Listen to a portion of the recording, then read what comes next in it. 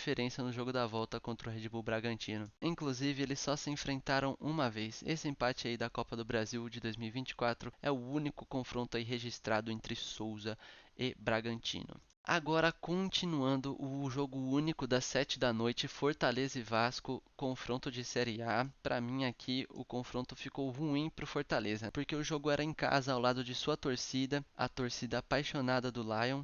O jogo terminou 0-0. Fortaleza conseguiu fazer uma pressão no Vasco, mas não conseguiu furar a defesa do Vasco. Vascão de Casemiro Miguel leva vantagem aí pro. Não leva uma vantagem, né? Mas o jogo da volta é em São Januário, a sua torcida vai estar em peso e o Vasco tem a vantagem de ter a torcida ao seu lado aí no jogo da volta. Inclusive, o Vasco pode se apegar a 3 resultados aí, na verdade 2, né? O Vasco venceu o Fortaleza por 1-0 em 2019 aqui, ó, no retrospecto. Esse resultado obviamente daria a classificação ao Vasco.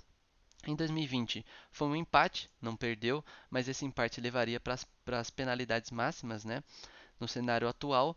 E outro jogo aqui em 2023, na rodada 27 do Brasileirão, o Vasco também venceu. Então a torcida do Vascão aí, apoiando o Cruz Maltino, pode se classificar em casa no jogo da volta. Seguindo com o jogo único às 8 da noite, América de Rio Grande do Norte e Corinthians. O Corinthians viajou até Natal e venceu a partida. Tomou um susto no começo do jogo com o gol de Norberto, mas ainda no primeiro tempo Breno Bidon empatou a partida e no segundo tempo Kaká fez o segundo gol do Corinthians, dando a vitória ao Timão. O Corinthians não fez uma boa partida, mas venceu o jogo, leva para a Neoquímica Arena a vitória e pode empatar para se classificar às oitavas de final. Inclusive, olha só, o América só venceu o Corinthians apenas uma vez, em 2008 pela Série B. Tudo bem que aí nesses 16 anos eles não se enfrentaram, mas também foi o único triunfo do América aí para cima do Corinthians. O Corinthians aí grande favorito para se classificar em cima do América. Seguindo com os jogos, o último jogo aqui do dia 1º de maio, Flamengo e Amazonas, um jogo aí que, vou ser sincero para vocês, eu esperava muito mais do Flamengo, apenas 1-0 jogando no Maracanã. Para mim não foi um bom resultado para o Flamengo, acredito que o Flamengo é muito superior ao Amazonas tecnicamente, e o Flamengo só conseguiu fazer 1-0, gol de Pedro. Inclusive, ao final da partida, muitos protestos contra o técnico Tite do Flamengo. E esse resultado acaba também sendo bom pelo lado do Amazonas. Um gol de diferença no jogo da volta leva a decisão para as penalidades máximas, podendo aí eliminar um gigante do futebol brasileiro.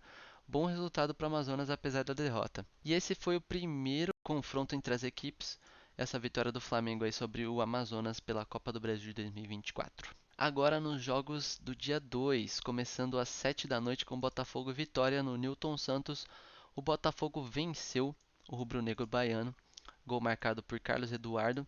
Um resultado ok, né? O Botafogo vem fazendo um bom campeonato brasileiro, né? Está entre os líderes. E o Vitória, por sua vez, não vem fazendo um bom campeonato brasileiro. Para mim é um resultado totalmente reversível lá no Barradão, com o apoio da sua torcida. O Botafogo leva vantagem, pode empatar lá no Barradão, mas o Vitória tem plenas condições de conseguir pelo menos levar a disputa para as penalidades máximas. E olha só, galera, o Botafogo tá muito bem aí no retrospecto recente contra o Vitória. Tudo bem que o Vitória aí teve muito tempo na Série B, mas lá no Barradão, olha só, o Botafogo, o último jogo entre os dois foi na Série B de 2021, empate 0-0 que levaria o Botafogo à próxima fase. No Barradão também em 2018, o Botafogo venceu por 4-3, também levaria o Botafogo às oitavas. E aqui outro empate em 2-2 no Barradão no Brasileirão em 2017, o que leva o Botafogo às oitavas. O Vitória tem que quebrar aí esse jejum dos últimos 3 jogos, não ter conseguido vencer o Botafogo para se classificar. Seguindo aqui com os jogos, galera, 7h30, Águia de Marabá em São Paulo entraram em campo no Pará e o São Paulo não teve dificuldades para vencer o time da casa. Mesmo com 1 a menos, o time da casa abriu o placar. E olha só, não tá errado, tá? O jogador expulso foi Vander aos 30 do primeiro tempo e aos 35 Vender fez o gol do Águia de Marabá. Mas ainda no primeiro tempo, em 5 minutos, o São Paulo já reagiu e conseguiu a virada. E depois Luiz Gustavo fez o terceiro gol para o São Paulo.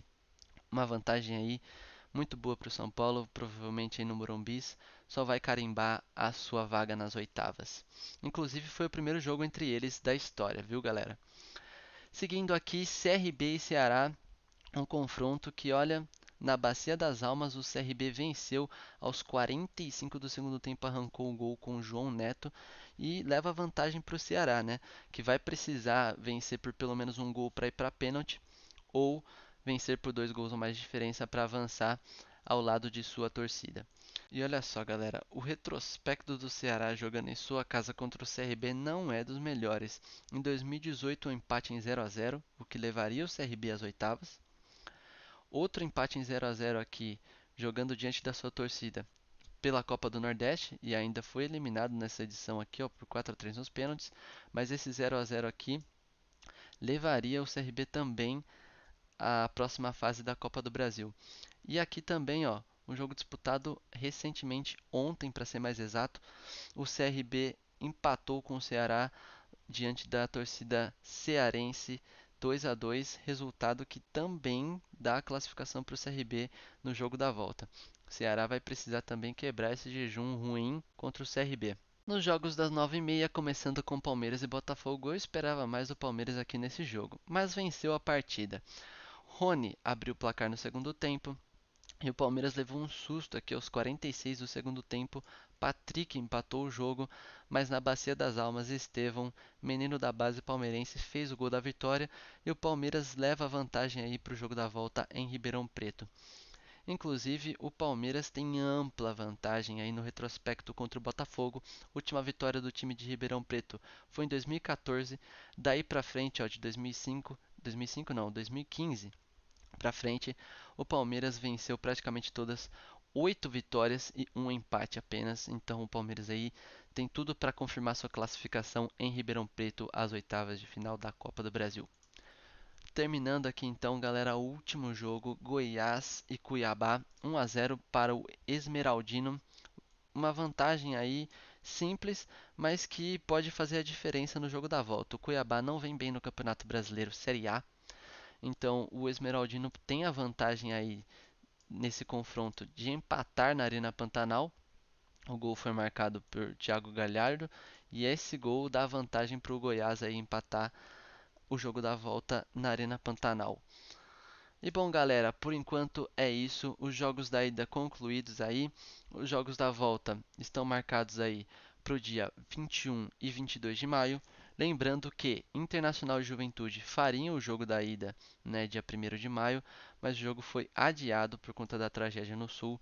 Inclusive, não sei se esse jogo vai ser realizado. Hoje é dia 7, o dia 10. Não sei se a situação no Sul vai estar muito boa para jogo, porque as vidas que foram perdidas lá, na minha opinião, devem valer mais do que os jogos. E o jogo da volta estaria marcado para o dia 22 também aqui, mas acredito que vai ser adiado aí mais para frente. Sobre mais atualizações, vamos esperar a CBF, né, se pronunciar sobre isso. E enquanto isso não acontece, os outros jogos aí, por enquanto, estão marcados, né, dia 21 e dia 22. Eu volto com os resultados em breve. Então por hoje é só, galera. Muito obrigado. Compartilha aí com os amigos. Também comenta aí quem você acha que vai passar desses confrontos. Fiquem bem, um grande abraço e falou!